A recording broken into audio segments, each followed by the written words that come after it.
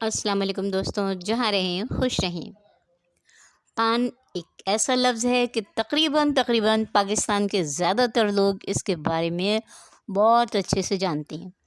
اکثریت کی پان کے ساتھ بڑی اچھی جان پہچان ہے، اور آپ یہ دیکھیں کہ ہمارے پاکستان میں پان کھانے والوں کو کس قدر آسانیاں ملی ہوئی ہیں، اتنی آسانیاں کہ باہر راستہ چلتے اگر پان کی گلوری منہ میں ہے تو کہیں بھی تھوک لو، کوئی کچھ نہیں کہے گا، بلکہ آس پاس سے گزرنے والا خود ہی اپنے آپ کو پان کی پیک سے بچانے کے لیے سائڈ میں ہو جائے گا، کچھ زیادہ ہی پیچھے ہٹ جائے گا۔ کیا ہو بھائی، پہلے تم تھوک لو، ہے نا آسانی۔ ہم تو پہلے ہی کہتے ہیں کہ ہماری عوام بہت اچھی ہے اور سمجھدار بھی بہت ہے۔ اور دوستوں، پان کھانے کے فائدے کے بارے میں آج بات کرتے ہیں کہ پان کھانے کے کیا کیا فائدے ہوتے ہیں، کہ اس کو کس انداز میں کھایا جائے تو پان کھانے کے فائدے ہوں گے۔ میں بھی کچھ بولوں؟ لو جی، زونی بھی کچھ بولیں گی۔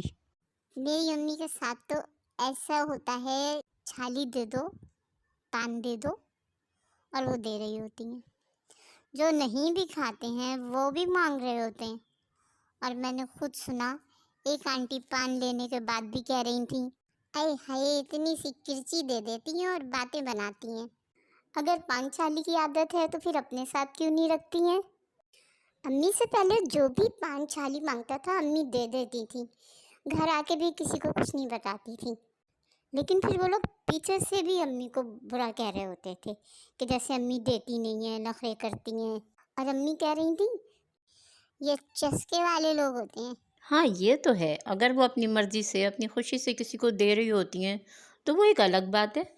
اور ایک بات اور، بس زونی، مجھے پان کے فائدے بتانے دو۔ زونی کی باتوں کا برا نہ مانیے گا، اس کو تو ایسے ہی بولنے کی عادت ہے۔ اور دوستوں، پان پہ ہم بات کر رہے تھے، پان کی تاثیر ہوتی ہے گرم، جو ان لوگوں کے لیے زیادہ فائدہ مند ہوتا ہے جنہیں اکثر کھانسی کی شکایت رہتی ہے، یا سینے میں بلغم رہتا ہے، یا جنہیں قبض رہتا ہے، جنہیں سستی بہت ہوتی ہے، ایکٹیو نہیں ہوتے ہیں۔ لیکن یہ بات ضرور یاد رکھیں کہ پان میں کسی بھی طرح کی تمباکو ڈال کے نہ کھائیں، ورنہ کوئی فائدہ نہیں ہوگا۔ اور دوسرے یہ کہ پان کھانے کے بعد اس کی چھالی پھینک دیا کریں، چھالی پیٹ میں نہ اتارا کریں، یہ بہت نقصان کرتی ہے۔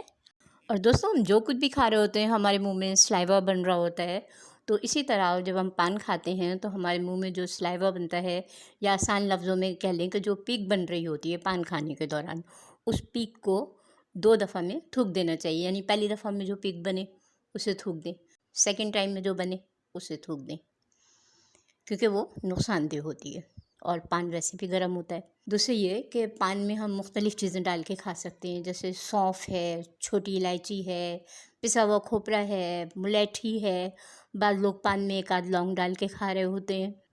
لیکن لونگ کے لیے کہتے ہیں کہ سارا دن میں 2 سے زیادہ بالکل نہیں استعمال کرنی چاہیے، اپنی طبیعت کو دیکھتے ہوئے اس حساب سے استعمال کر سکتے ہیں۔ اور دوستوں، پان کے فائدے بھی ہیں اور نقصانات بھی، نقصانات پہ پھر کبھی ڈسکس کریں گے۔ اوکے دوستوں، اللہ حافظ۔